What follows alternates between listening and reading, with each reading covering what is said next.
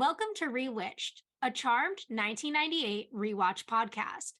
Join us on our journey as we recap, examine, and critique the series episode by episode from the beginning. We'll be keeping our podcast spoiler free, so we welcome fans new and old to join us in watching and reflecting on one of our favorite shows. Currently, we're on season 2, I'm your host, Jess Sabanko. and I'm your host, Mia Sabenko. Now let's get into this week's episode. This week, we're discussing Season 2, Episode 1, Witch Trial. It originally aired on September 30th, 1999, and had 6.12 million viewers. Season 2, we're finally here where things start to. I feel like connections tend to last longer in season 2 as opposed to season 1, where it's more like each episode is something different. And I'm really excited for it. And we're starting off with a great episode that I'm excited for this season. Yeah, no, I'm so excited to be here. Like, I can't believe we're in season 2. I can't believe we're finally recording this episode. It took us 3 weeks between the end of season 1 to get here. So I'm so excited, and let's get right into it.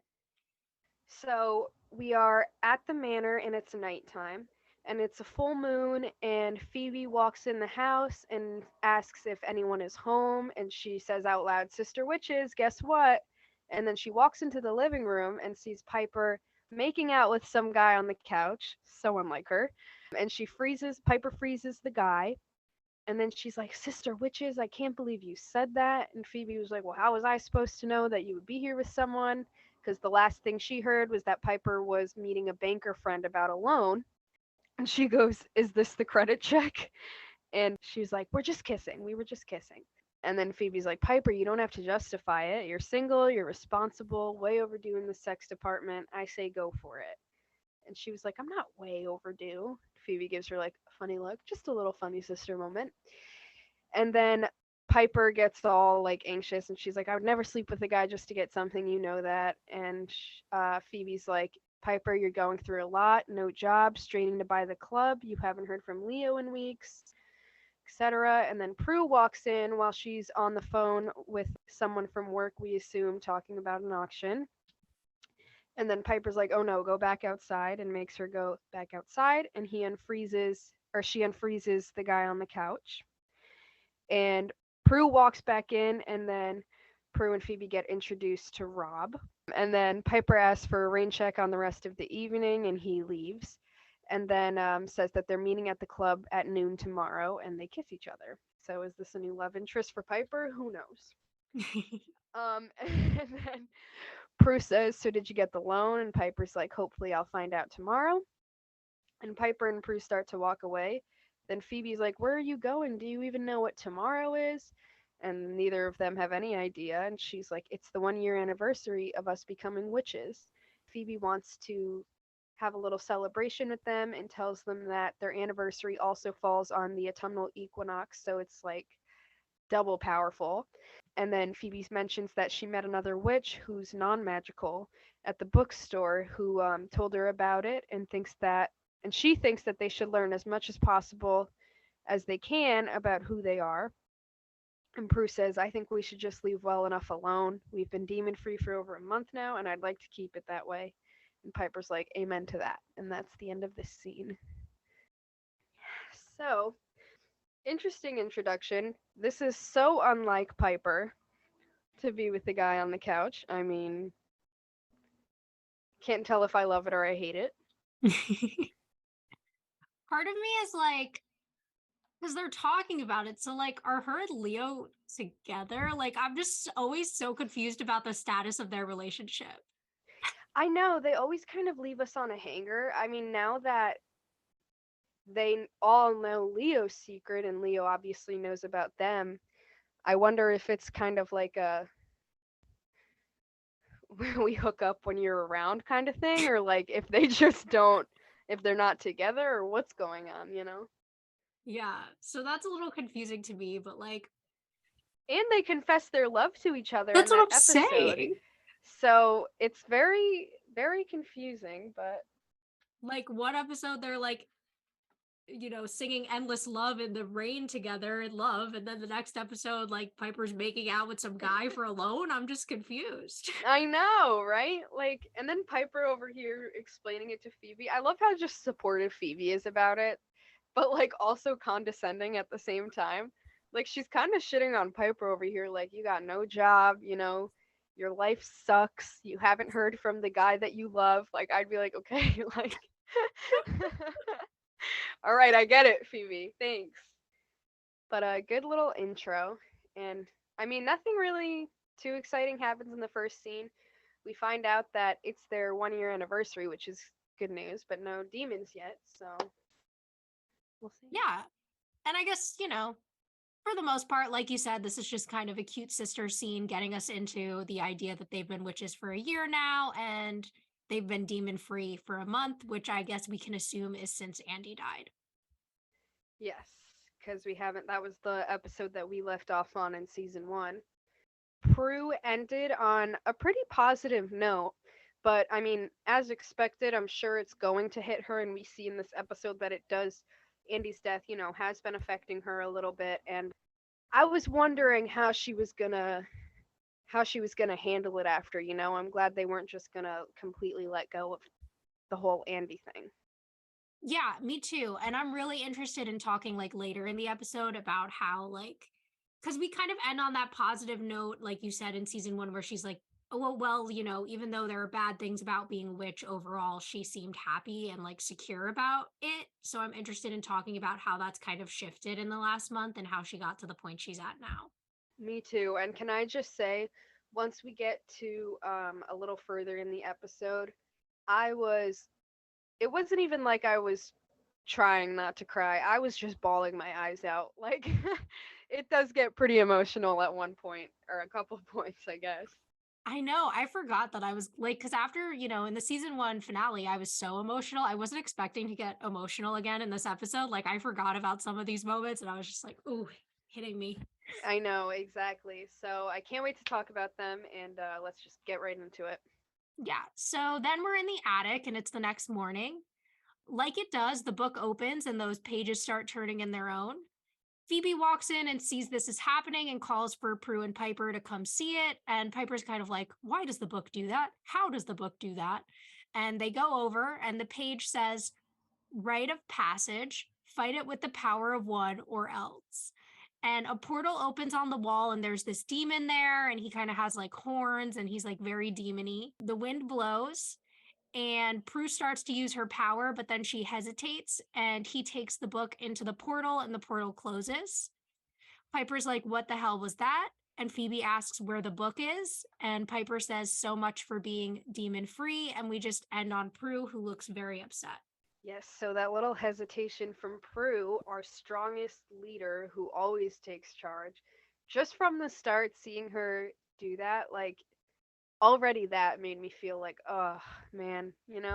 Yeah, I think between seeing like her reaction in the last episode where she kind of like wants to avoid all the witchy stuff and then kind of seeing that hesitation in her here shows us just how much this little like break from demons or whatever has affected her. Like she's kind of gotten out of the swing of things and clearly like her emotions have been impacted by everything that's happening. And as we know, like their emotions are tied to their powers very closely. Of course, it's taken such a toll on her emotionally, which, like you said, affects her powers as well. So I guess we'll see what happens with her and the sisters and this demon who is incredibly horrifying looking. Like, he just. Like, they didn't have to make him look like such a devil. You know what I mean? I kind of liked it though, because I feel I like some liked of the it, other but demons, I'm like I wasn't feeling their makeup or their look for whatever reason. Like you could definitely tell season 2 has a new budget because like this actually looks good. Like it looks well put together. that's what I meant. Like, it looks so much more real than any of the other ones that we've seen. Just hitting us with that right off the bat, but I do love it too. We'll also notice in this episode they introduced like more than 2 locations in the episode, which I'm like, wow, really upping the budget here. Right? They've expanded their horizon, and It's no longer So just far, I Quake in the like it. Manor. Yeah, I know. Seriously, those are the only two places we've ever seen. But I guess since it started, or since season one picked up pretty hard, they were able to get the budget for this. Yeah. Okay, so then we see the theme song, and we see that there's a new guy and a teen girl introduced in the theme song, but no Leo. And we don't know who these two people are, so guess we're going to find out. When I saw the theme and that Leo wasn't there, I was shocked because in my like head, Leo is in season 2 a lot. Yeah, So is he not a regular character in season two? That kind of threw me off. yeah, so I guess we'll have to watch and see how much of season 2 he's in, but I could have sworn there was a lot of Leo in season 2. I would think so. Anyways, after the theme song, we are still in the manor, and Phoebe is knocking on the wall where that portal was that he came from. Prue is picking up papers that blew all over, and Piper asks if she found anything. Phoebe's like, no, it came out of nowhere and went nowhere. Piper says that he's powerful because no other demon's been able to steal the book. And Prue says, if he's so powerful, why didn't he kill us? And Phoebe's like, he probably didn't want to go up against you, the power of one. That's got to mean your power, it's the strongest. Piper agrees with her and says that they have to figure out how to find him, but Prue's a little like iffy about this. Like, why does that have to mean that I have to do it? And Phoebe's like, we better think of something fast because without the Book of Shadows, we're not the Charmed Ones anymore. And they all kind of look down dramatically. And then the doorbell rings and Phoebe goes downstairs to answer it. Yep. The only thing I'm really picking up on is that clearly there's something that Prue doesn't want to talk about. Like she's obviously uncomfortable with the magic stuff, and her sisters aren't picking up on that quite yet. Yeah, they haven't seemed to notice that she's kind of in a funk right now, but it's been made clear to us already. Yeah. So then we go downstairs and Phoebe opens the door and it's a teen girl, the same one from the theme song, and she is so upset. She asks to use their phone and says it's an emergency, so Phoebe lets her in. She grabs the phone and like Kit meows. And Prue and Piper come down, and Piper's kind of like, are you out of your mind? And Phoebe's like, what was I supposed to do? Say no? Look at that poor girl. And that's when this man enters and he's calling for Jenny, which I guess we can assume is the girl's name. And all three of the sisters are like, whoa. And they hear that she's calling Saudi Arabia. And the man, who we find out is named Dan Gordon, tells them that they're moving in next door and their phone isn't hooked up yet. And that Jenny is his niece and she's not talking to him, that she's trying to call her mom. He walks over and Jenny storms out. He follows after her and is kind of like, I'm sorry, it was nice meeting you. And he leaves. Then Phoebe's like, I saw him first. Piper says, demons now, drooling later. And Prue says that she needs to go to work to meet a client. And Phoebe asks if she's really going to the office with what happened. Prue just nods and goes upstairs, which, like, honestly, mood. And then Phoebe is confused and asks Piper what's the matter with her. And Piper says it's the first demon she's faced since Andy died. Maybe it's bringing up some bad memories. Okay, so at least Piper's able to acknowledge it a little bit. Mm-hmm. And you just forgot to mention, but Dan Gordon, one of the most handsome men I've ever looked at in my life. I was going to ask you, I was going to be like, what do you think of Dan? I think he's so cute. He's so cute. He is very I cute. must say, I've always thought that. Obviously, this guy's becoming introduced. I mean, he was in the theme song. He's going to become part of the show. That's not any spoiler. But I'm so excited to see like what happens and what his involvement is, and like, does he find out about the witches? Does he get with one of the witches? Because it looks like Phoebe's got her eye on him. So who knows? I know. I'm like, is this Phoebe's love interest? We were talking like in our wrap up about wanting Phoebe to find a love interest. Is this the love interest we've been waiting for? Could be like definitely something. Something to look out for. I'm very excited to see what role him and his niece play in the show now because we never saw them before. Yeah. And like, clearly they're neighbors. So I wonder if they're going to be in kind of like a positive role with the sisters or some type of like negative role. I don't really know what's going to happen with them. Well, I mean, I do, but I'm pretending I don't. So I'm interested to find out what goes on with them. in this episode and obviously throughout the season, since like we said, they appear in the theme, so they're obviously going to be recurring characters. Exactly. And at least here, Piper is acknowledging the whole Andy thing, and we still see that little frustration from Prue. I'm surprised that it's taking Phoebe so long to pick up on it, but whatever. That's true too. Um, Because I feel like Phoebe's usually more like intuitive than this, so it feels a little out of character for her to not be noticing, but maybe that's just me. yeah, it feels like it more likely would be her to kind of notice it and acknowledge it, but I mean, she's got other things on her mind, the demon, whatever. She's focused on the anniversary. Is what it is. So after this, we are now, I guess, in the portal wherever this demon came from. We're there. We're seeing him, and we see the demon move his hand over the book, and it opens, and he's chanting in some like weird other language, and moving his finger up the page of the love spell, and the words disappear as he does that. I mean, I guess we don't know what's going on there yet, so we could talk about it the next time we see him. That's what I figured because I guess we don't really have an idea of like what any of that means yet. Yeah. Except that obviously he's erasing or something the book somehow. Yeah, he's doing something to the book. We just don't really know what that is yet. Yeah, can't be good though. Nope. Okay, so now we are in the park, some park, and Piper and Phoebe are standing around a rock with flowers and candles and sage and stuff on it, and there's a group of women around them, and they're in very cute dresses. They're dressed very nice. And they're there celebrating the equinox.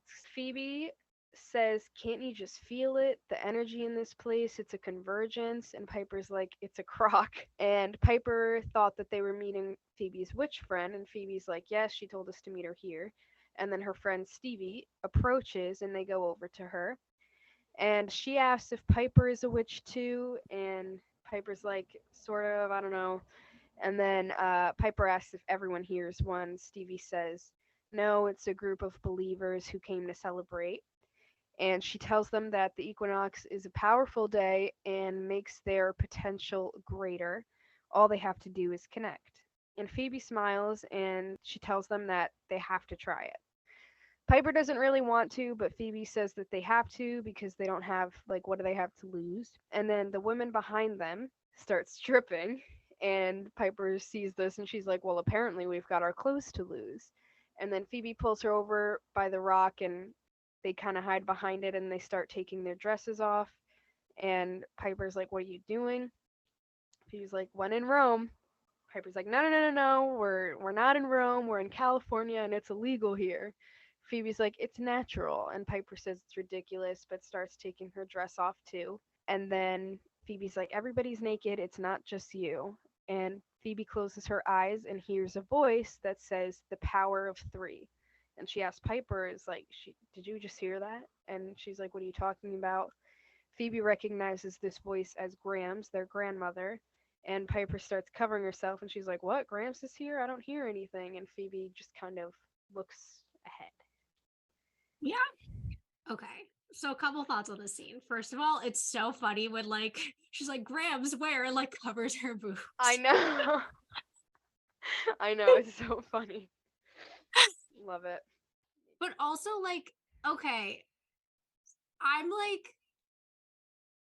I have like mixed feelings about this because I feel like in one sense, like I feel like it's cool that they're portraying these like women who are like spiritual as like being really comfortable in like nature and like with nudity and all that stuff. But at the same time, I don't know, it feels kind of like they're trying to like make it kind of like sexy at the same time, which is like weird to me. Maybe a little, but I feel like the way that they concealed it, I feel like it was more for comedy purposes, which can be taken as like, okay, and I understand that, but I don't Yeah, but think, that's and what at I mean least I too, hope like they kind of show like that making intention. fun of it almost, like making it like, you know what I Well, mean? Because like I feel like a lot of people who are like artsy and spiritual and stuff are like very comfortable with like nudity and like that type of stuff, and it makes them feel like more natural or whatever. Um, as you can tell by the way I'm talking about it, I'm clearly not that kind of person, but like I feel like they're kind of like poking fun at it and like making it like a weird thing, which I get why Piper feels that way because I would probably feel very similar if like someone brought me to something like this.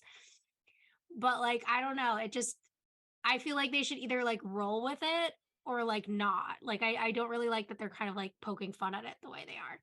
Well, true, but it's kind of like, I mean, one of them is and one of them's not. Like you said, Piper's more like, oh, I don't really feel comfortable with this, but Phoebe's like, I think we should do it. We should embrace it. So I feel like it's more of a, I don't know. I just didn't really take it that way. I saw it more as an accepting thing and then just trying to make a little comedy with Piper. Just their difference. It kind of speaks more to the way that each of them think, the Yeah. differences in how they are as people.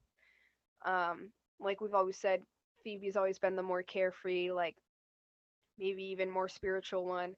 Piper's not so much like that. So to me, it just kind of showed more of each of their characters. I think you're right. I think this is a good scene for like kind of exploring differences in the two characters. But I do see Um what you're saying, yeah. yeah. So let me ask you a question. Would you go to something like this? I think if I didn't know that it was happening, like they didn't know when they first, like if I knew ahead of time that that's what we'd be doing, I'd be like, no, I'm not doing that. But maybe if I was there, maybe I'd change my mind. It kind of depends on how I feel about my own body that day, but most likely it would be a no from me. Yeah. I just don't have like the self comfortableness to like do something like that. Like I don't even like getting changed in front of other people. Like I just Yeah, no, it makes me pretty uncomfortable too. I don't see myself ever doing something like that. Maybe if I was drunk, but but aside from that, I'm not so sure. yeah. Good. I'm glad we're on the same page. Not because Yeah. there's anything wrong with getting naked in the park, except, the fact that it's illegal. But like, if that's your thing, like, go for it.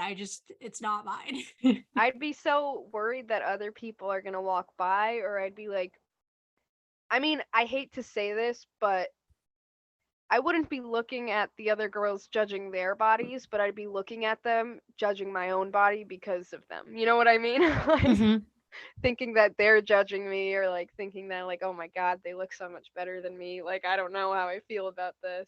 Yeah. I think that's just what would go through my head, honestly. Yeah. I totally feel the same way. I'm really interested in, Phoebe's kind of desire to find this connection to like not just like their physical magic, but like kind of the more spiritual side of magic, like I was mentioning, and this connection with like other women who are, Wiccan or into witchcraft in some way. So that's interesting to me too. And I wonder if that's going to play a role ongoing throughout the season or if it's going to be a one episode arc for Phoebe that she's looking for that connection with other witches. Yeah, I mean, I've thought the same thing too. Remember season 1 with the whole uh why am I forgetting? The Demon of Fear episode, what is it called? From From Fear to Fear to Eternity? Eternity. When they go to get that charm. I feel like Phoebe's always seemed a little more comfortable with that idea of sharing it with other people and Mhm. things like that. So we'll see, but I do think that out of all of them, it makes the most sense for her character to be the one getting into it spiritually. Yeah, I totally agree.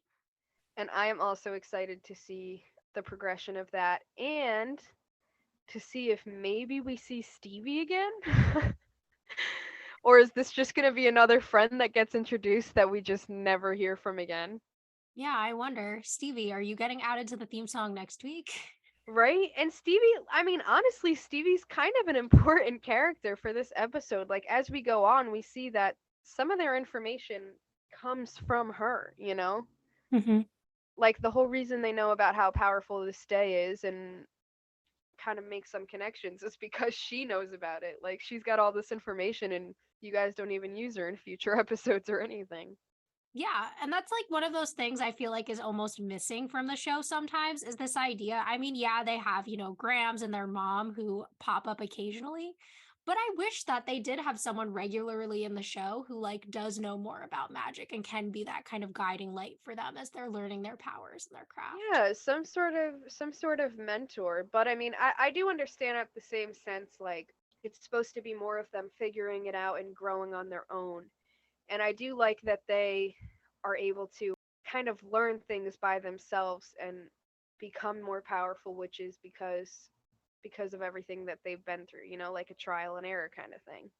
Yeah, I like that too. I just wish that, even if they weren't a regular character, like if we had someone who was there a couple times, I think it would be interesting connections to Yeah, kind I of keep agree. going on.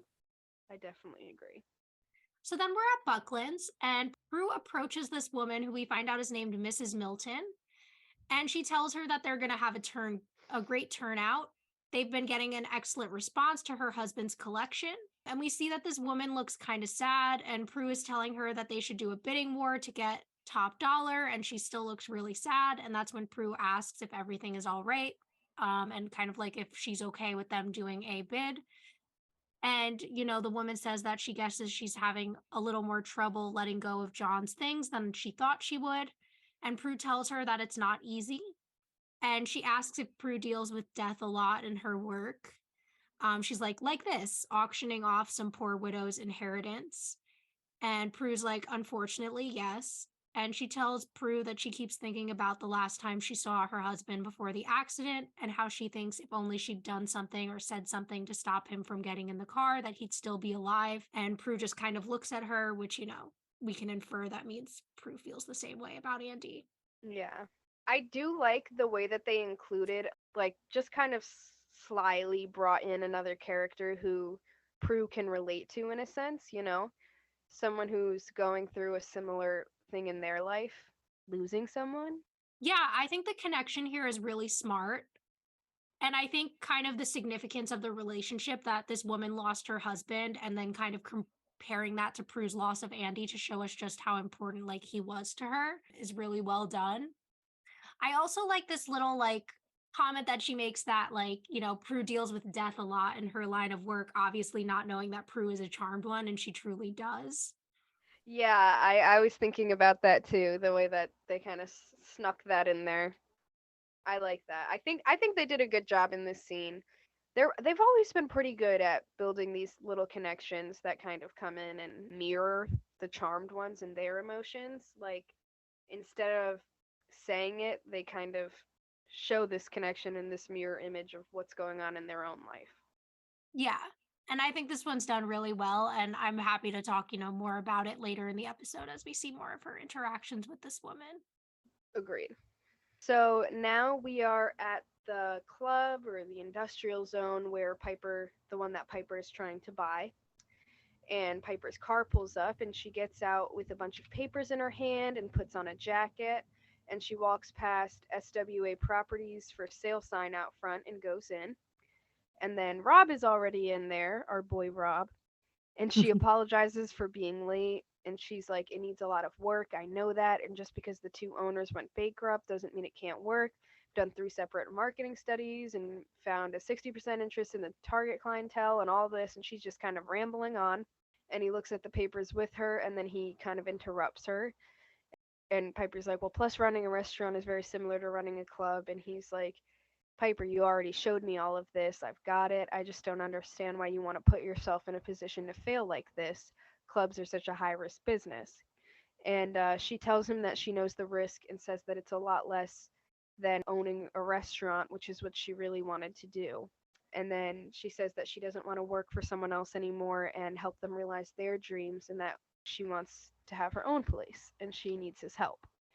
And Rob says, well, at the risk of your never wanting to go out with me again, congratulations.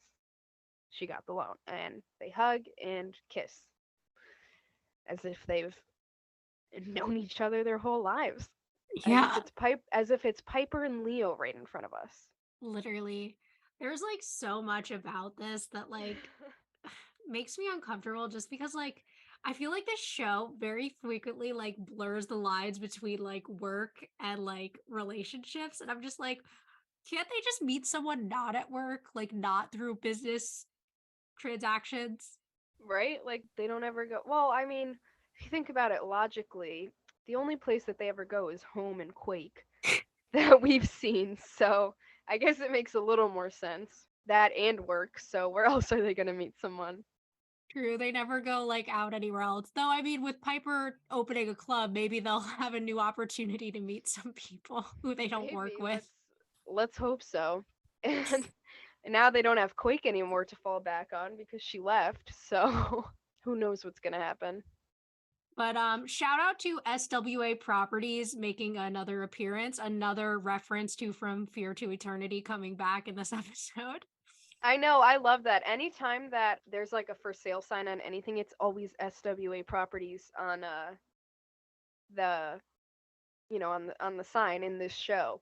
Is it? And I every never time paid attention before. I've noticed it several times throughout watching the show, and even I think it happened more than once in season 1 I'm with gonna have to start SWA paying attention to properties. that going forward. And I'm telling you, everything says it. I mean, there's another instance that I can think of, but I think it comes on later. Yeah, I don't think we've gone through that yet. But just another instance where there's a for sale sign and it's SWA properties again. But another thing I like about this scene is the way that we're kind of getting this explanation of how Piper got to the point of opening a club. Because, we ended last season with her talking about wanting to open a restaurant. And I get why, for the sake of the show, it was very popular at this time for TV shows, especially ones on the WB and CW, to bring in a way in order to get live music on the show to make more money through contracts with um, what do you call it, musicians and record companies. So that's the real reason Piper is opening a club instead of a restaurant, because it gave them a chance to make more money off the show. Other shows that did this around the same time, I mean, Buffy the Vampire Oh. Slayer has a club in the show where they constantly have live music. One Tree Hill does it a lot, where they have live artists come in to perform so that they can make money through those record contracts. Wow, I never realized that. Is that like you found out that that is why they have the club in this show? Yes. Mm-hmm. Wow, that's crazy. I never even I mean, thought I about didn't that. find out for this show specifically, but I know that that's why WB shows were doing that, was so that they could Mhm. make contracts with record companies. That's smart. Mhm. And you know what's funny? There have been multiple songs and musicians that I started listening to because of this show, because of the live music in it. Yeah, and that's why the record companies wanted to make those deals, because with these popular shows, they were getting more listens to their artists, because this was before obviously streaming services and social media to promote music that way. Oh, good idea. Never thought about it. So then we're back inside the portal with our favorite demon, who, as of right now, we don't know his name. He is on the page with the spell to vanquish a warlock, and he starts chanting again, and it disappears. Then we see major throwback to season 1, episode 1. Jeremy appears, and he has a knife in his hand and is all covered in like those bloody thorns that he was in when he got vanquished. And the demon says, "Were you vanquished by the charmed ones? I'm giving you a second chance." And then he kind of like moves his hand and Jeremy like disappears. So now we have more of an idea of what he's doing with the book. Reading off these spells in some sort of way, bringing these demons back, which is, I feel like, such a creative idea for them to bring up. Yeah, I really love this as the anniversary episode, and kind of, I mean, we were talking about it before we started recording, but season 2 opens really strong. And Mhm. I love this idea of bringing back like past demons in this episode and kind of reminding us of what's happened before and everything that the sisters have already been through in the first Yeah, episode. they do a whole callback to multiple episodes of season 1, and it's like it's kind of exciting to me because it's interesting that they found a way without just doing like a whole recap. They're like including it in the episode, which I think is really smart and really creative. And it's fun to watch, it's fun to see these demons come back and then be like, "Oh my god, I remember when that happened." Yeah. And I love like little callbacks to things. I notice it a lot more because I'm a big like rewatcher. Everyone knows that about me. Like, even like one of my friends who I hang out with all the time, like, he'll notice things I'm watching. He'll be like, "How many times have you seen this show?" Because he's never seen it. So he'll be like, "What's happening here?" I'm like, "Oh, this leads to this, this, and this." He's like, "Why are you watching this?" I'm like, "I I like do this watching things I've seen before." I do the same thing with my boyfriend. I'm always making him watch over multiple shows that I've already seen, like, and I'll literally sit there and say like the lines back and forth because I'm that annoying. Where like I'm just like I just know every line. Like I just watch these things over and over again because I love it so much. And I feel like the more I watch something, the more I notice like the more subtle callbacks. And I just love noticing that. Me too. And it's kind of there's something comforting about rewatching the same shows that you've like known and loved, you know? Yeah, I mean, that's the whole reason we do this, right? Exactly. This whole and I love that we are doing this in this podcast because I mean, I've always as we've talked about, we've both seen this show several times, but I feel like now I'm able to appreciate and acknowledge things that I never even considered before Mhm. when I And was there are watching. so many things I'm like noticing that where I'm like, I can't wait to mention this again in like season 4 or season 5 when like a similar idea comes up and like connect back to season 1 or season 2. Me too, every time. And every time I'm just hoping that I don't forget. I'm going to have to start writing down the little connections that I can make for future episodes.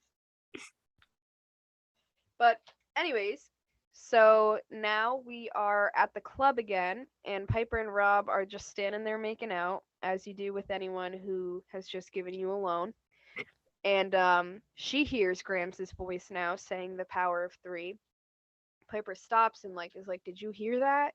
And he's like, doesn't know what she's talking about. But then she hears it again, and all of a sudden, behind Rob, Jeremy appears, and she looks just shocked.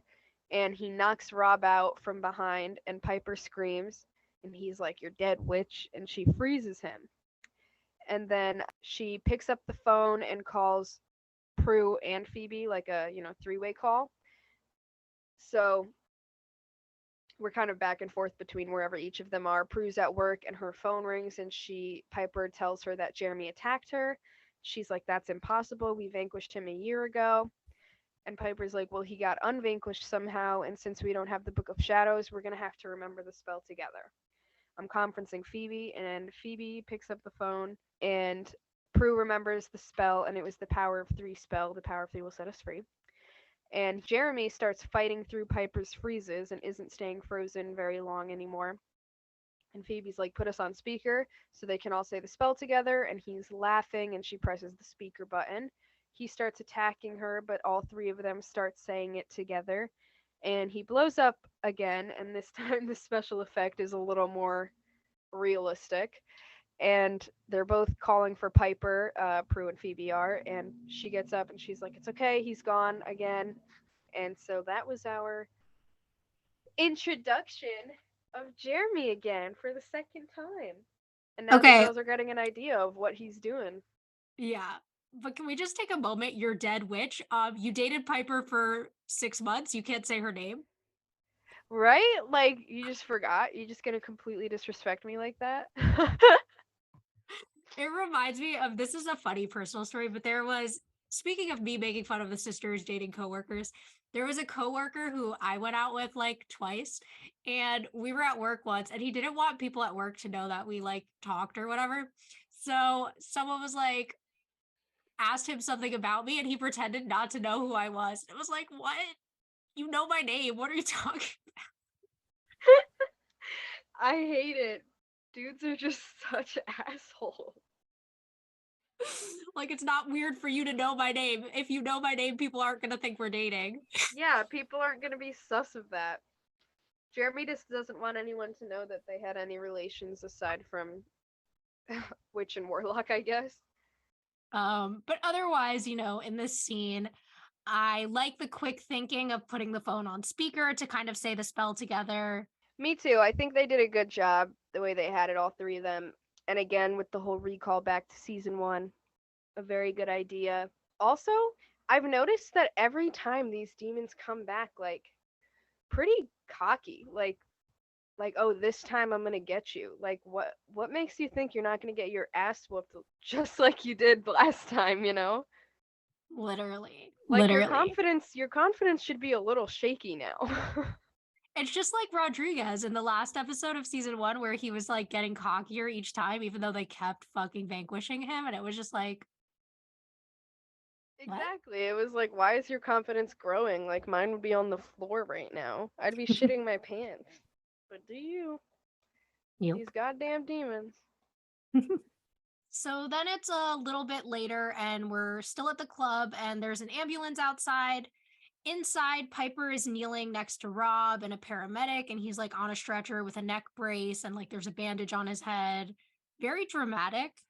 Um, Yeah, I know. Like, Jesus Christ. and Rob is like kind of being a little bitch. He's like, how can you not have seen who attacked me? How is that possible? And Piper's like, oh, I guess I was blocked or something. And then he just sort of disappeared. And Rob's like, I'm starting to understand why this place keeps going under. And Piper's like, no, no, no, like it's not a bad crime area. And then the paramedics lift him up and he says he'll be looking into it. And they take him away. That's when Prue comes down the stairs and passes by them. And she asks Piper if she's okay. And Piper says, yeah, but she thinks her loan is on shaky ground. She's like, I couldn't exactly tell Rob. It was just a warlock. Don't worry about it. And Prue's looking around and says it would be a shame if it didn't work out because she thinks the place has a lot of potential.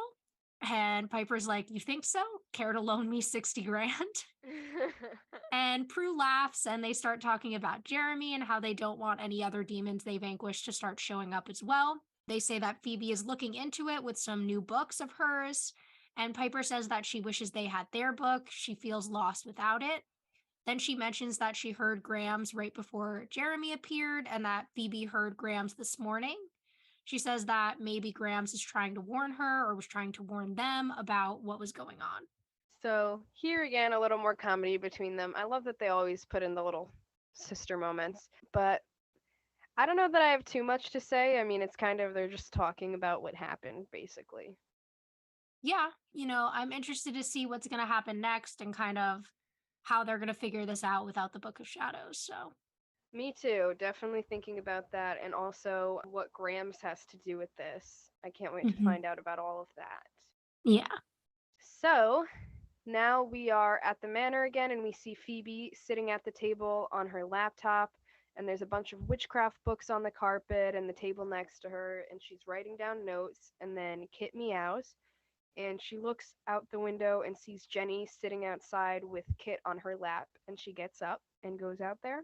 She goes up to Jenny and introduces herself and tells her Kit's name, like Kit Kat. Phoebe's trying to be all like sweet and happy. Jenny's not smiling. She's just kind of not in a good mood. And then Phoebe starts asking her about school, and Jenny tells her that she's living with her uncle for the school year because her dad is in the State Department in Saudi Arabia. Phoebe asks if she got in touch with her mom, and Jenny's like, it doesn't matter. She's like, if it matters to you, it matters.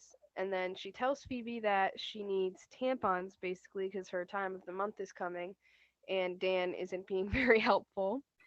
And Phoebe notices Kit's collar while they're talking and kind of like focuses on this.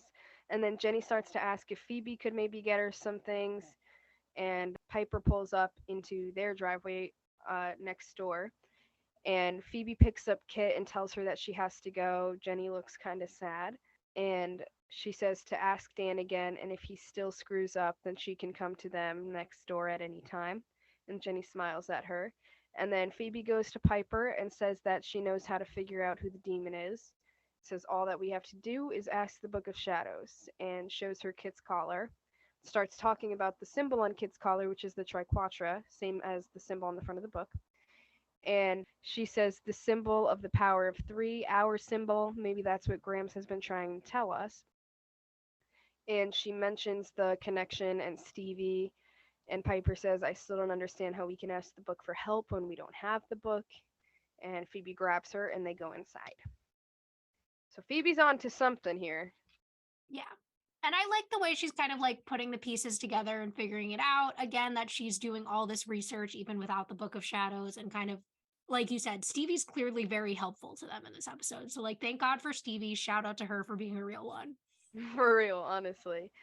And I also kind of like the idea that they're doing an episode without the book, like the help without the help of the book, and we still see them get through it and figure things out and get the book back in the end. And the way that it kind of shows that their powers are growing and they're growing as people. At least Phoebe is growing as a witch, trying to still figure things out. I feel like every time they rely on the book, and this is the first time that they don't have that to fall back on and figure out the answer. Yeah. I also think, the Phoebe and Jenny stuff in this scene is very cute. I like the connection they're building, and I'm interested to see how that might grow throughout the season. To be quite honest, I mean, I'm excited about that too. I've never really liked Jenny that much. I don't know. I don't know that I have a solid opinion of her. I'm interested to see how it develops as the season goes on. But also, my question here, why couldn't Dan just take her to the store and she picked out the tampon she want? Like, I feel like this was such a problem for no reason. I know the way she kind of bugged out about it and like went to the neighbors and everything. A little Like, I bit get it. much, Like, but boys don't know anything about tampons. I feel you there, but like, either tell him the ones you want or just go to the store with him, grab it, and he can pay. Like, I know. And how old is she? Like she's got to be like 14, right? 15? yeah, probably like 14, I'd say. Yeah, like why are you like go to the store yourself even, you know what I mean? I don't Be like, know. "Hey, can I have $20 so I can just go pick this up for myself real quick?" Like, I don't know. I feel like it doesn't need to be that difficult, but that's all right. I also just want to mention that I love that Kit is included. That I makes my heart know. really I happy. love seeing Kit all over this episode. I'm like, I know. oh. And Very I like that exciting. Kit likes Jenny. Like, I feel like the last like outside person we saw Kit really like was Andy. So I like that there's that there too. Oh yeah, I never realized that. That's true. It is pretty cute. Like the people we've seen Kit like are Andy, Aviva, and now Jenny. Yeah. So then we're in back in the house and we're in the sunroom and the spirit board is on the table. And Phoebe thinks that it can show them how to find the book like it did before. And she's telling this to Piper. So they put their hands on the pointer and Phoebe closes her eyes and Piper's kind of like skeptical about it. But then they both hear Grams. It starts moving and it spells out Abraxas. Which no one really knows what that means. Yeah, I didn't even know what that means. Just kidding, I did, but it's only because I've seen the episode before. But I think this was a smart idea. I was about to say another thing that I do like is that they included the spirit board, like again a recall from the first episode where the spirit board is what helped them find the book in the first place, and now the spirit board they're bringing it back out to help find the book again, and they're doing this on their 1 year anniversary. Like I just think they were so smart about this episode. Yeah, I'm really loving like the callbacks, like the more obvious ones and even the more subtle ones. Exactly, yeah. So then we're back inside the portal and we see the demon again, and this time he's chanting over the Woogie Man spell. Then we are back in the sunroom where Phoebe walks in with the book and says that she found Abraxas in one of her books and says that he's a demon of the astral plane who destroys witches by demonizing their powers. And Phoebe says that the book is where their powers come from and he must be turning it evil somehow. And that if he does this, that it would undo all their spells and it would explain why Jeremy came back. And Piper says, and the Woogie Man. And Phoebe's kind of like, when did the Woogie Man become unvanquished? And Piper's like, a couple seconds ago. And then we hear that like evil laugh. And they both get up, and Phoebe's like freaking out and tells Piper to freeze it. And she's like, remember, like it doesn't freeze. And then she's telling Phoebe to remember the spell. And just like Jeremy, the Woogie Man is like, die, witches. Like they have names. These men need to stop not knowing women's names. It's Honestly. disrespectful. So then Phoebe starts saying the spell, but she like can't remember it. But then the two of them remember it together and start saying it, and they vanquish the Woogie Man. Phoebe's like, it was a good thing we were together. And Piper says that he must be reading the book backwards to turn it evil because the Jeremy spell was at the back of the book and the Woogie Man spell was right before that, and that they need to warn Prue. So Phoebe goes to the phone, and as she touches the phone, she has a premonition of the demon Nicholas, or the warlock Nicholas, I'm sorry, killing Prue, and she tells Piper that. Yes, so here we are, recall after recall. Woogie Man, always one of my favorites. Always a pleasure to have you around. We'll see you next time if you come back. But always with the die witches, like fucking you die. Like you're gonna get your ass beat. Why are you what are you talking about? And I just realized the little how Phoebe's like, oh, it's a good thing that we're together because that becomes kind of more important throughout the episode. Yeah. How are they picking up on these things? Like, why does Piper remember that where the spells are in the book and that he must be like doing it backwards? Another thing that's just so convenient for the plot for them to like pick up on so easily. I know that they aren't even making the connections through any real way. It's just kind of occurring to them to do this. Yeah. Um, but I mean, is what it is. At least they tried with the whole Phoebe and Kit thing. Yeah. See, that one's felt like really smart and like well placed to me. This one just felt like, oh, of course, like someone will just have a memory and then there we go. Yeah, exactly. Like it just always works that way or something. Okay, so now we are at Buckland's, and the place is full of people looking around at the guy's collection. And then Prue is walking through, and she sees Mrs. Milton looking at some of the items, and a man, who I guess is maybe her new assistant or something, approaches Prue and tells her that Phoebe is calling.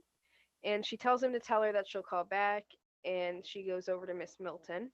Miss Milton tells Prue that she's very good at her job and she had no idea so many people would be interested. And Prue's like, actually, I think it says more about your husband's collection than it does about me. She kind of smiles at her. And then Prue asks how long it's been since the accident, and Miss Milton says that it's been about 8 months and asks Prue how long it's been for her. Prue says not very long, and then all of a sudden Nicholas appears across the room and Prue notices him. I noticed this too. Nicholas is a different actor, but he appears and Prue sees him. And he starts walking towards them, and Prue starts running away towards her office. Great idea. And he's knocking people over as he walks by, just mad casually, just not even making eye contact, just walking through these people, basically. And then in her office, he comes in and he starts using the ring on her again. And she's on the floor trying to say the spell, but she's kind of struggling to remember as he's slowly killing her. But she finally finishes it and he vanquishes, and she passes out on the floor. Mm-hmm. So weird to me. I hate that they do this. Like, and it's so many shows and movies where they'll be in a public place and like something bad like that will happen and they run to somewhere where they're alone. Like, I mean, I guess I get it here because she can't vanquish him in front of all these people. But I feel like I notice things like that all the time. Like, why would you run to a place where you have nobody around you to help you? Yeah, and like you could have like gone to like the elevator or something, like gotten away. Instead, you go to your office, which is like a closed room.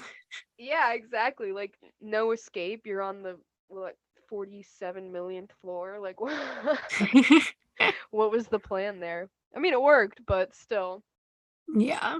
Why couldn't they get Nicholas's actor back? Like, I'm really confused. You could get everyone else back. And like, if you couldn't get him, why didn't you just pick a different villain to put in? I know. It felt weird to me. Like they were able to get Jeremy back for just this one scene. And For that's what I'm saying. It was one 2 seasons scene. Why there. couldn't they get that actor back? Who knows? But for some reason they chose to use him again, and I realized that I was like, did he like clean up or something, or is it a completely different actor? It took me a minute to like No, he looks acknowledge nothing that, like but him. he looks nothing. Yeah, it's a completely different guy, not even similar at all. And this guy looks a lot cleaner too. Like at Yeah. least Jeremy came back how he left off, all fucked up and like bloody and thorns and everything. This guy just came back looking like he just took a shower and gelled his hair. Like he took a quick break before coming to kill Prue. Also, to kind of go back to the Mrs. Milton and Prue section of the scene, I thought that that was very sweet. I like that, they made that connection more clear and that she could tell that Prue had also lost somebody.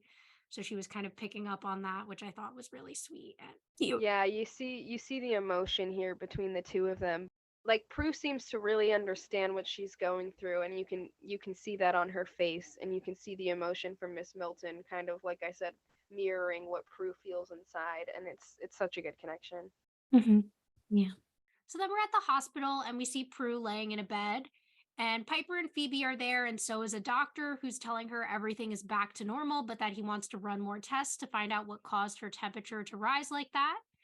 She tells him she thinks she knows how to keep it from happening again. And he's like, well, all right, I'll see you to your discharge papers then. Like, what? What? Yeah, I know it does That not is work like not how that. going to the hospital works. But yeah, so then he leaves. Just casual, this woman almost died, but if she wants to dip, like, that's fine.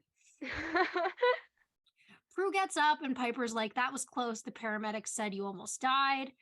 And they're talking about how they need to get the book back. And Piper says that they don't know where the astral plane is. And Phoebe says, yes, we do. It coexists with our own plane. Remember, that's what Stevie said. And then she says that she thinks the demon is in the house since only they can take the book out of the house, and that they need to find a doorway or window into the astral plane, and they need to do it before the end of the equinox. And then Prue can kick some astral ass with the power of one. And Prue looks super upset and leaves. And they follow and ask her what's wrong. And she says that she thinks it's a long shot. And Phoebe brings up that if he gets to the first page of the book, they're toast. They lose their powers. And Prue's kind of like, so we go back to leading normal lives again. That doesn't sound so bad. And Phoebe is like super upset and confused. And Prue's like, look, we always said that things happen to us for a reason, right? So maybe this time it's to give us an out. And Piper's kind of like, there's no out. Abraxas will kill us. And Prue says, not if all he wants is the book. After all, that's the real power, not us. And Piper says that if that was true, he wouldn't keep sending demons and warlocks after them. And Prue's like, well, we won't have to worry about that anymore if he gets to the first page. We stop risking our lives all the time, which means we stop watching the people we love lose theirs. And she walks away, and Phoebe goes to go after her, but Piper's kind of like, let's just let it be. So, real quick, kind of what went through my head in this moment. I mean, very emotional, touching scene. But when Prue walked away and like Piper was like, "Let her be," like, let's like hold back, you know? Like, so what happened? They let her walk a few feet, and then they started following after her because like they needed to exit, so like they were just like walking behind her. You know Also, what I like, mean? don't they need to drive her home? Like, they came Yeah, front to the hospital. like it kind of like it kind of threw me off a little there and just made me laugh just picturing it, like just they're just walking like a couple feet behind her out the door silently, and then just the silent car ride home. She's like standing ahead of them waiting for them to unlock the door. Like, I don't know why I just pictured the whole scenario and it just cracked me up. Like, what a I didn't weird even way think to- about it, but you're so right. like how weird that must have been. But but I guess for the show's sake it worked. So here, glad Prue's okay. Again, with that whole doctor thing, made absolutely no sense, but it's fine. And then that kind of hurt seeing Prue so ready to give up on being witches, especially on their 1 year anniversary. How could she? I know. And like, but I really feel for Prue at the same time because I get where she's coming from. And I think we're really seeing just how much like Andy's death has affected her and kind of like her self confidence and also her like confidence in whether or not like what they're doing is truly for the greater good, if like it just means losing people and risking their lives all the time. Yeah, I totally understand where she's coming from with that whole thing as well. I mean, as much as I don't think it's what Andy would want, and I don't think that it's what's for the best, I can see why Prue is having such a hard time believing that being witches is for the best anymore. Mm-hmm. Yeah. Because it is true. I mean, they're constantly losing people. It's just an endless battle. Like, I would probably get tired of it too. Mm-hmm. So I do Yeah, feel I bad. totally, yeah, I agree. Okay, so now we are in the manor, and Phoebe is sitting at the table. Piper's looking in the fridge, and Phoebe says that they're screwed, and Piper says that Prue will come around. Phoebe's like, by sunrise, you know how Prue is when she makes up her mind about something, that's it. You know, we're screwed. Piper's like, and we're out of wine. And then the doorbell rings, and Phoebe goes to get it, and it's Dan. And he has a bottle of wine in his hand and wanted to thank her for getting Jenny to talk to him. And she tells him, like, thank you, but this isn't necessary. And he was like, I was sort of hoping to get something out of it. I mean, you know, for Jenny, just in case she needs a woman to talk to again. She's like, of course, anytime. She seems like a great kid. And then the phone rings, and he says, see you around, and she says, hopefully, and he leaves.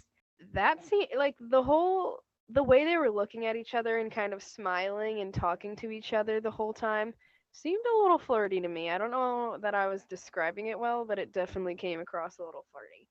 Yeah, no, I definitely saw that there as well. And I think there's kind of that like innuendo of like, oh, like I wanted something out of it. Like, here's Yeah, some like you kind wine. of Like, saw. Right. But I guess we'll see. Could be a potential love interest. And then, anyways, once he leaves, Piper hangs up the phone and says that it was Rob's assistant telling her that the loan was denied. And she says it just wasn't meant to be, I guess. I'm really glad I never slept with him, though. What was I thinking? And Phoebe's like, about Leo, maybe? And she hugs her and then pulls out the wine and asks her if she wants some. yes. So about Leo, maybe Leo better come back. I swear to God, if they're I playing with my know. feelings. Like, here they are with the whole Leo thing again, but like, so here's my thing.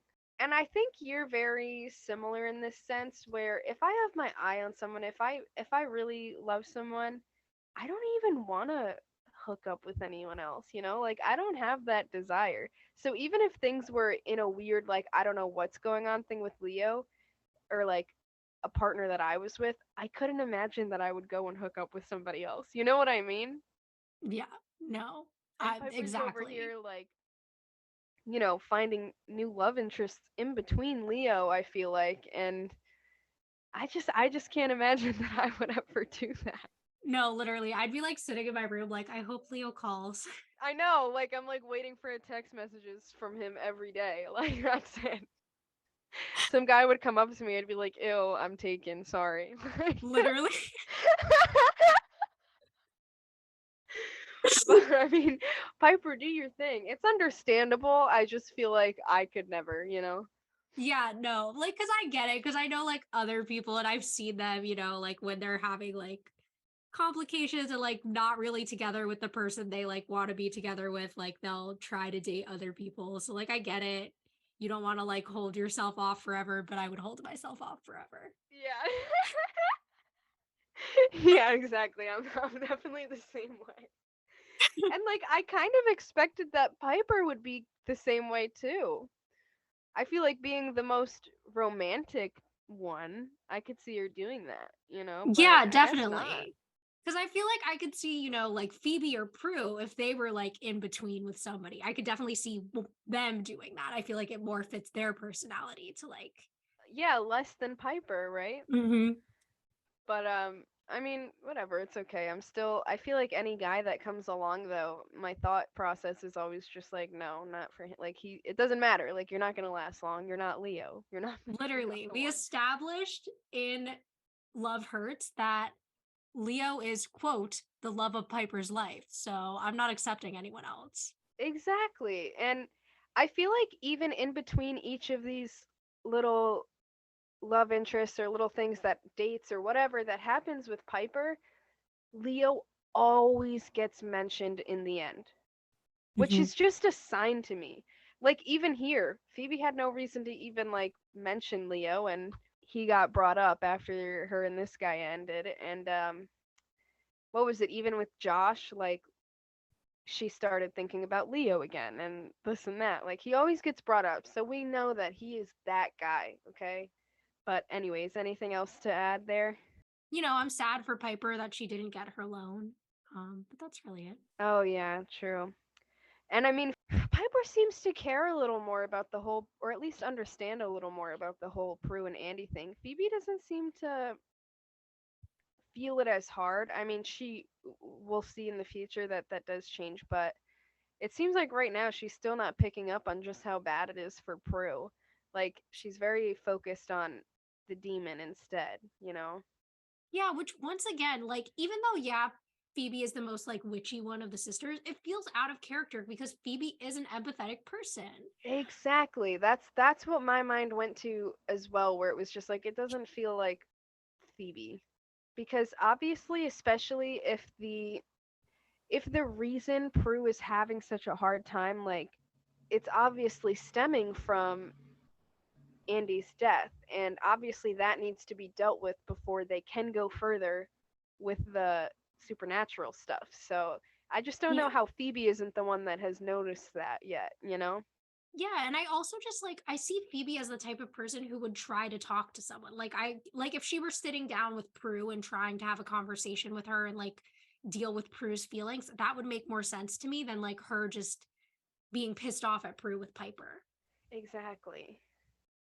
So then after that, we're at the police station and Prue goes up to Daryl and there's this very like awkward hello between them. And then they go to sit down. And as they're walking, they see Andy's empty desk. And Daryl mentions that he hasn't gotten assigned a new partner yet.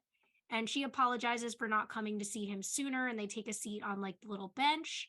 And he's like, I'm just glad you're here now, Prue. I've been worrying about you. She tells him that she's all right. And he asks why she's avoiding him. He's like, I know what you're going through, Prue. I lost him too. And she says that it's been hard to face him after what happened. And she needs to know what Andy told him about her and her sisters, who they really are. He says that all he knows is that you were involved in some of our unsolved cases and that you somehow helped stop the killers. She asks if there's anything else, and she says, he was my partner, Prue. I didn't need to know anything else. And then she asks why he covered for them when Andy died at the house. And Daryl says, because he asked me to. That's why I've been trying to get a hold of you, to give you a message from him. That morning, after he saw you, Andy told me to tell you that if anything were to happen to him, that it wouldn't be your fault. He didn't want you to blame yourself. And Prue says, too late. And she looks down all sad, and then they hug, and my heart breaks. Oh my god, this was just so devastating to watch. I mean, this is the part that made me bawl my eyes out when I actually saw it. The way they played the emotion was so perfect. And already went like right away when Prue saw Andy's desk, like the face she made, I felt it in my soul. Like I was so sad for her. Yes. And like, honestly, Dorian Gregory throughout what we've seen so far has been like a great comedic actor. He's been good in a lot of scenes, but I really saw the strength of his acting in this scene, and I was just low key in love with Daryl here. Me too. I mean, we've never really seen the emotional, like, or a comforting kind of side of him. I mean, with some of the victims, but not like this, where he Not really personal. exactly. We've never seen anything personal like this with Daryl, and it just feels so good to see that, especially starting off in season one. Like, I feel like they're getting they're starting to get closer, and I like that they're bringing Daryl or like involving him in this whole thing with Prue, because I feel like that's kind of maybe his little introduction to becoming closer with the sisters, because Mm-hmm. he's still in the theme song, so obviously we know he's still going to be an important character, so Yeah. And I just, the Prue and Andy of it all, the way that Andy knew that Prue would blame herself and like kind of having talked to Daryl about what might happen and protecting the sisters if he was gone, I think just shows so much more about, again, Andy's love for the sisters and I that know. he was, again, knowing that he was likely sacrificing his life in order to help them. I know. It was so hard to hear this because, again, it just speaks to who Andy was, his character, how he knew Prue so well and knew that this was going to happen and knew that she was going to blame herself in all of this. I'm glad that she got to hear that, though. Like, I think she definitely needed that, even though maybe she's still going to blame herself afterwards. Like, the fact that he said that, like, she kind of did a little smile thing. Like, it was just so sweet. Yeah. You know what I wonder? I'm going to bring it up. I mean, this is a spoiler to say that it never happens, but I wonder. Okay, I know this from another show that was airing on the network at the same time. The network was really against interracial couples, and I wonder if that had not been the case, would there have been a Daryl and Prue romance that would have developed? Maybe. I mean, I never really thought about it, like why Daryl was never romantically involved with any of the siblings. In fact, I don't think we ever really see the siblings in an interracial Yeah, no, the network at relationship. this time was very against having like any type of interracial couples on TV because they were worried about like how viewers would react to it and like what it would do for their sales and stuff. How times have changed. Now it's like a problem if you don't have that. Mm-hmm. That's crazy. Yeah, so I wonder, like, had the show been made in like 2022, would Daryl have either developed a relationship with Prue or with one of the other sisters? Yeah. Yeah, I didn't even think about that. That's a good question. Guess we'll never know though. Because I just felt like that, obviously the emotional connection, but I wondered if, obviously, it could be a friendship, or there's nothing wrong with friendships between men and women, but I wonder if there would have been potential had like that not been a network issue. Yeah, I think that would have been smart, but I do like the idea of them having a long-lasting friend, you know what I mean? Hmm. One that actually is consistent throughout the show, but at the same time I do understand what you're saying about the maybe things would have been different, maybe he would have been a love interest had it not been looked upon like that at the time. Yeah. So now we are at the manor again in the attic, and Piper and Phoebe are there. And Phoebe asks Piper if she really thinks that's the window. She drew the triquetra on the wall with chalk in the spot where Abraxas first appeared. And then Prue shows up and says, "Look, I know that I haven't exactly been myself lately, and I know that I'm going through something and that I have some things to work through, but I don't want to let you down because of that. Right now, it's not about me, it's about us." And Phoebe said, "I knew you'd come around." And they both kind of smile. Piper's like, "Excuse me?" And Phoebe's like, "Well, I did deep down." And then Piper asks Prue if she's sure she's up to it. And Prue uses her power to move a chair, and she's like, "I'm sure." And then they tell her the plan, and which is that she moves Abraxas while they go to the book and find a spell to vanquish him. So they create a circle around the Triquetra drawing, and the portal opens. And then Abraxas kind of looks at them. Prue hesitates and doesn't really do anything. They're yelling at her to use her power, and he says, "First the book, then you." And Prue is still not using her power to do anything, and Abraxas pushes them back, and they kind of go flying onto the floor. And the portal closes again, and Piper and Phoebe look pretty upset. Prue just kind of looks a little shocked or confused, you know. Hmm. There, I don't want to say too much about Prue's reaction because we kind of find out in the next scene, what exactly happened in that moment. But I think it's very fitting, though, of her character, the reaction, even before we get into her explanation of it. Because I feel like Prue is definitely the person to, even if something's going to be hard for her, if it's for her sisters, like she's going to force herself to do it anyway. And that's something I could really relate to. Like, I feel like even if something's hard for me and like someone needs me to do something, I'm going to try no matter what the emotional toll might be on me. yeah, I think I'm similar in that way, and I definitely see that it fits Prue's character, and it's a very respectable trait to have. And it kind of just shows too because she's always been able to pull through before. The fact that this time she couldn't, it just speaks to her relationship with Andy and their connection and how much this is really affecting her, which just makes it even more sad. Yeah, I totally agree. So we're still at the manor, and the sisters are all walking down the stairs. And Piper asks Prue what happened, and Prue's like, nothing. And Phoebe's like, yeah, nothing is exactly the problem. And Prue says that I never said I had the power to go against him. You did, you remember. And Phoebe says the book did. And Prue says that maybe it was wrong and Abraxas is too strong. Piper says that Prue hesitated and Phoebe agrees. Prue's like, so what are you saying? This is my fault? Is that it? Because I can't defeat Abraxas? And Phoebe tells her that she can, but something is holding her back and she needs to face it or they're all dead. And then Prue starts crying and she's like, that's right, Phoebe. It's my responsibility, isn't it? The oldest sister, always supposed to be able to figure things out. Well, if that's the case, then how come I couldn't save Andy? If I'm supposed to be so powerful, how come I couldn't save him? And Phoebe and Piper both, like, I think it hits them in that moment because they both look so sad for her. And she says, Andy died because of me. It doesn't matter what he said, it was my fault. How can it be good to be witches if all it does is get the people we loved killed? And she's still crying, and they hug her. And Piper tells her it's not her fault, and she tried to keep him from coming to the house. And Phoebe tells her there's nothing she could have done to stop him, that he chose to be at the manor not because of who Prue is, but because of who he was. And Piper says, protector of the innocent, just like us. And Prue says that she doesn't know if she believes in it anymore. And Phoebe says that they've done a lot of good as witches, but bad things will still happen and it won't all be their fault. They all hug again, and that's when they all three hear Grams's voice.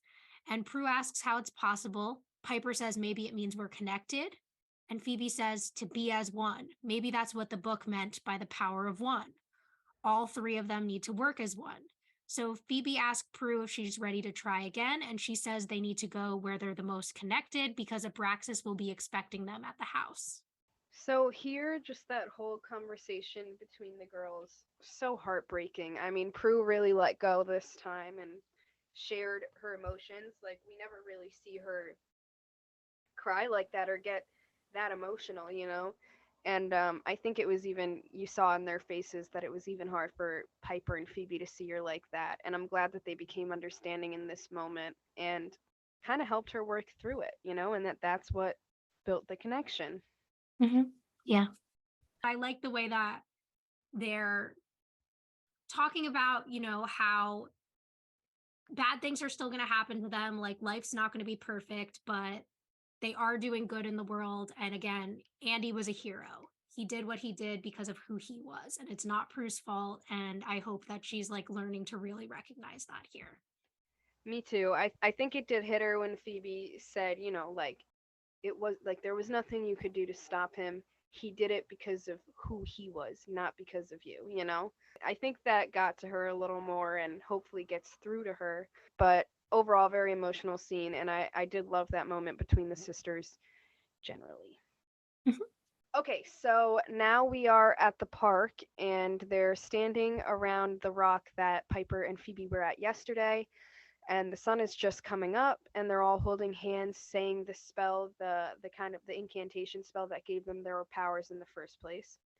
And then we see in the astral plane Abraxas is reading the same spell backwards as they're reading it forward out loud, and then in the park they continue and it kind of goes back and forth.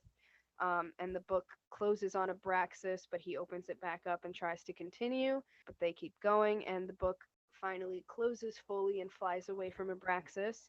And then in the park, the portal opens and the book flies out and lands on the rock. Prue tells them to keep going, and Abraxas appears in the portal, and he's like, "What are you doing? How did you bring me here?" And they just continue the spell. And he says, "I will destroy you," and he starts spinning in the power, you know, from what they're from them reading the spell. And then a triquetra forms as he blows up and glows on into the book, and it just kind of glows the signature on the book. And then they stop chanting, and Phoebe picks up the book and goes, "And we didn't even have to get naked." And they all laugh. So cute scene. A little side note though, I feel like it's always been known that like the manor is where their power is the strongest, like where they're the most connected and everything. But all of a sudden, like Prue saying in the last scene, like, "We need to go where we're the most connected. Abraxas will be expecting us here," but like, isn't that where you're the most connected? Literally, like, I don't think we're ever going to see this rock again. So I don't think this is Yeah, where they're no. most connected. Exactly. Like this is just a random ass rock that we've never seen before. Like all of a sudden it's just the most powerful spot you guys have been to. Like okay. But other than that, they got the book back. Everything is a-okay. And I Yeah. don't have too much to say. I don't know what you have.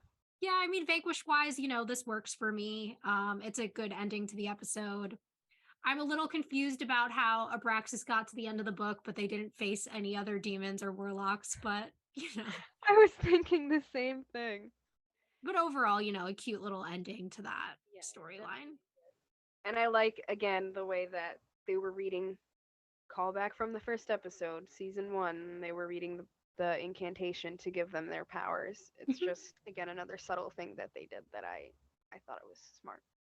Yeah. And the way that, getting their powers is what kind of connected them to each other. So that kind of becoming one thing that is the theme of this episode is obviously very clear in that scene. And of course, with that incantation. Yes, and makes sense with the rest of the show.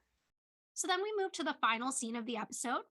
We're at the manor, and Prue puts the book back on the podium and is like, "That's more like it." Piper says that she wants to get rid of the window to keep demons out, and Prue says they can expect more demons like him. As she finishes reading the page, it says, Rite of passage, fight it with the power of one, or else a more powerful evil that awaits will destroy you. And Phoebe says she's glad she didn't read it yesterday or she might have changed her mind.